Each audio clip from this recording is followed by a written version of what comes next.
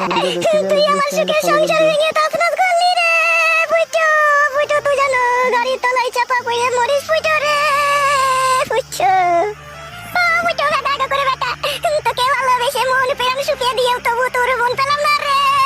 কাদা করে বেটা ফুটো, কাদা করে বেটা ফুটো। তুই বড় সতীনের কথা শুনে আমাকে ভুল বুঝে মেরে বাড়ি থেকে তাড়িয়ে দিলি রে ফুটো।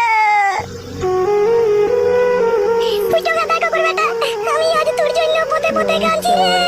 আমার কি সর্বনাশ হইল মারে। ঝুমা বৌদি, ও ঝুমা বৌদি, আমার সংসারের মধ্যে ঝগড়া অশান্তি লাগিয়ে দিও তবু তোমার মন ভরেনি। আবার কিসের জন্য এসেছো তুমি আমার কাছে? সত্যি কথা বলতে কি জানো বৌদি, বিধির লিখন কেউ কখনো কোনোদিনও মুছে দিতে পারে না। তুমি তো মুছে দিয়েছো। সম্পূর্ণ তোমার মনের ধারণাটা ভুল। যদি আমি মুছে দিতে পারতাম তাহলে আমার ভাগ্য কি এত খারাপ হইতো বলো? যেদিনকে তোমাকে আর ফুটুকে বাসতলাতে আমি দেখলাম সেদিনকে আমার মনের ভিতরে একটা বড় ধরনের আফসোস হলো যে এত সুন্দর একটা মেয়ে একটা বিয়েওয়ালা ছেলের সাথে প্রেম করছে, আমি আই বড় ছেলে আমার সাথে করছে না। সেদিনকে আমার বুকের ভিতরে কি বলবো সে নিদারুণ যন্ত্রণা উঠেছিল। সেদিনকেই আমি মনে মনে ভেবেছিলাম এই বৌদি যদি আমার জীবনে কখনো কোনোদিনও আসে তাই একে আমি সোনার সোহাগায় ভরিয়ে রাখবো। আমার এই বুকের ভিতরে যে ভালোবাসার উৎপাত চলছে এই সম্পূর্ণ ভালোবাসা তোমাকে উজাড় করে দিয়ে দেবো। কিন্তু তা হলো না বৌদি, তা হলো না। পরে কিছুদিন পরে জানতে পারলাম তুমি ফুটুকে নিয়ে চলে গেছো। তখন সে কি বুক ভরা ব্যথায় আমার। তাই এখন তুমি কি চাইছো বলো? এই অভুক্ত হতভাগা প্রেমিককে যদি তোমার প্রেমের জালে বন্দি করে লাও তাহলে হয়তো আমার মনের দুঃখ কষ্ট চিরদিনের জন্য মুছে যাবে। তুমি তো সবই জানো আমার জীবনের ঘটনা, তারপরেও তুমি আমাকে কেন বিয়ে করতে চাও? এই খেলাপাতির এই দুনিয়ায় আমরা খেলা করতে এসেছি। কার ভাগ্যতে কাকে ভগবান লিখে রেখে দেয় তিনিই শুধু জানে।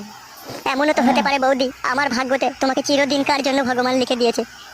আর সেই জন্যে তুমি একবার চিন্তা ভাবনা করে দেখো বৌদি, তোমার স্বামী দিলীপকে তোমার পছন্দ হলো না, দিলীপের কাছ থেকে তুমি ফুটুর কাছে গেলে সেখানেও তোমার ঠাঁই হলো না। এখন তুমি আজ পথের প্রতীক হয়ে তুমি বসে আছো পরের দরজায়। আমি এসেছি তোমাকে ভালোবাসা দিয়ে আপন করে নিয়ে ঘরে নিয়ে যেতে। এই সবই উপরওয়ালার ইচ্ছা বৌদি, শুধু তুমি একবার রাজি হয়ে নাও যে আমার সাথে চলো, আমার বউ হয়ে সারা জীবন তুমি আমার ঘরে থাকবে। তোমাকে আদর ভালোবাসা ও সোহাগে আমার বুকে যত্ন করে রেখে দেবো। কখনো কোনোদিনও তোমাকে সরে বসতে বলবো না। তোমার যদি কখনো জ্বর আসে আমি তোমার হয়ে রান্না করে দেবো। তো কখনো যদি তোমার হাত পা যন্ত্রণা করে তোমার জন্য আমি ঘর ঝাড় দিয়ে দেবো। তোমার জন্য আমার জীবন দিয়ে দিতে পারবো, সব করতে পারবো, শুধু তুমি আমাকে বিয়ে করো। তুমি আবার আমাকে কখনো কোনোদিনও ছেড়ে চলে যাবে না তো? কখনো তুমি আমাকে পর করে দেবে না তো? নাউজুবিল্লাহ, আস্তাগফিরুল্লাহ, এই কথা শোনাও পাপ বৌদি। কখনো কোনোদিনও তোমাকে আমি সরে বসতে বলবো না বৌদি। তুমি আমাকে সত্যিই ভালোবাসো? সত্যিই তুমি আমাকে বিয়ে করতে চাও? এই বুকের ভিতরে জানটা যতদিন জীবিত থাকবে ততদিন আমি তোমাকেই ভালোবেসে যাবো। তোমাকে ছাড়া আমি দু চোখে অন্ধ হয়ে থাকবো। তুমি বিহীন আমি একটা বিধবা, আমি এইদিকেও তাকাবো না। কোনো আই বড় 16 বছরকার যুবতী কন্যা এসে যদি সবকিছু খুলে দিয়েও বলে ফুটো তুমি আমার উপর একবার চাপো, তবু আমি চাপবো না বৌদি, তবু আমি চাপবো না। আমি শুধু তোমাকেই জান ভরে দেখতে চাই।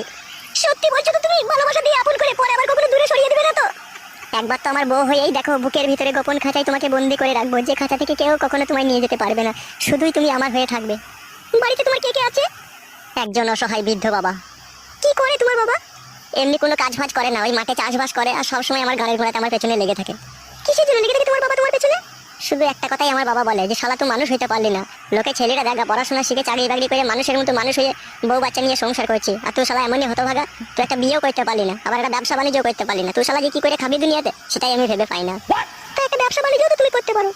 কিছু নাই আমার কাছে, ব্যবসা যে করবো কোনো টাকা পয়সা নাই আমার কাছে। তাহলে তুমি আমাকে বিয়ে করবে, তাহলে আমাকে কি খাওয়াবে তুমি?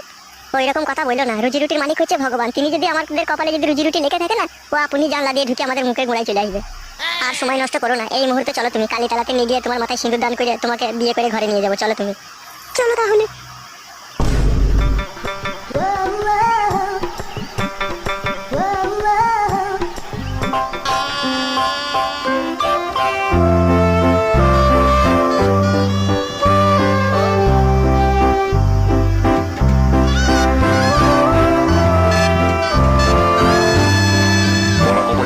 ছেলে হয়েছে লেওড়া হয়েছে।